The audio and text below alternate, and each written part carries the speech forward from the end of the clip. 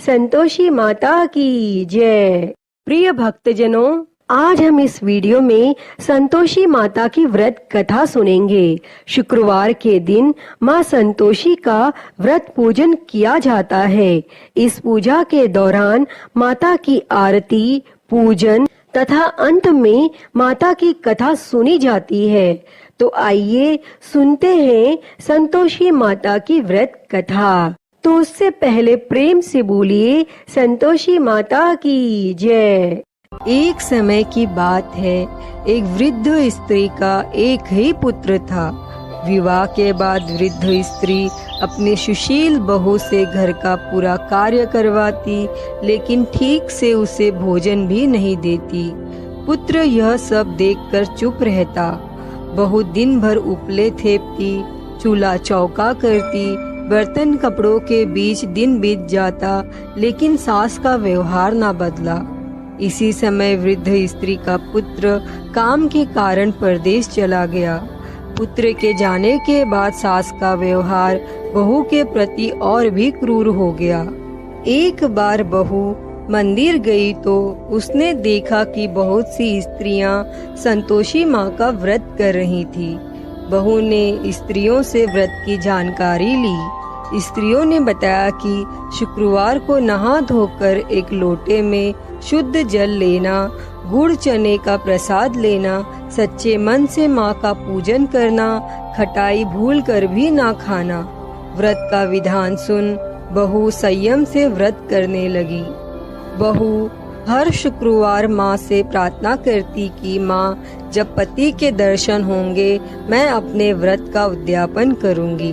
अब एक रात संतोषी माँ ने उसके पति के स्वप्न में दर्शन देखकर घर जाने का आदेश दिया। तो पति ने कहा, सेठ का सारा सामान अभी बिका नहीं है, रुपया भी नहीं आया।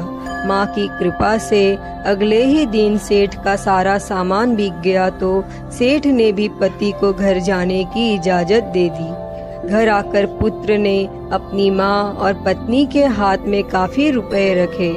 पत्नी ने कहा, यह सब संतोषी माँ की कृपा का फल है, मुझे अब उनका उद्यापन करना है।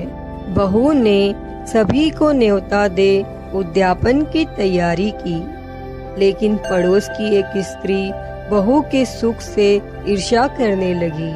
उसने अपने बच्चों को सिखाया कि तुम भोजन के समय खटाई जरूर मांगना। उद्यापन के भोजन के समय बच्चे खटाई के लिए मचलने लगे तो बहू ने उन्हें पैसा देकर बहलाने की कोशिश की। बच्चे उस पैसे से दुकान से इमली की खटाई खरीद कर खाने लगे तो संतोषी माँ ने बहू पर कोप किया। उसके बाद फिर राजा के दूत उसके पति को पकड़कर ले जाने लगे। तो एक अन्य भक्त स्त्री ने बहू को बच्चों द्वारा खटाई खाने की बात बताई तो बहू तुरंत ही माँ के शरण में गई और माँ के सामने प्रण किया कि वह अगले शुक्रवार फिर से उद्यापन करेगी। यदि पति न आया तो भूखे रहकर अपनी जान दे देगी। संकल्प के बाद वो मंदिर से निकली तो राह में पति आता हुआ दिखाई दिया। पति बोला, इतना धन कमाया है इसीलिए राजा ने कर के लिए बुलाया था, वह मैंने चुका दिया। फिर अगले शुक्रवार बहू ने पूरे विधि विधान से व्रत का उद्यापन किया। इससे संतोषी माँ प्रसन्न हुई और 9 माह के बाद उनके घर एक सुंदर और स्वस्थ बच्चा हुआ। अब सास, बहू, बेटा और बच्चा खुशी खुशी संतोष पूर्वक रहने लगे।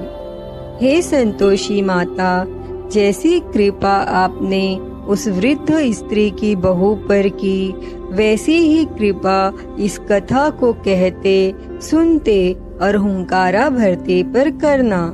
जय संतोषी माता।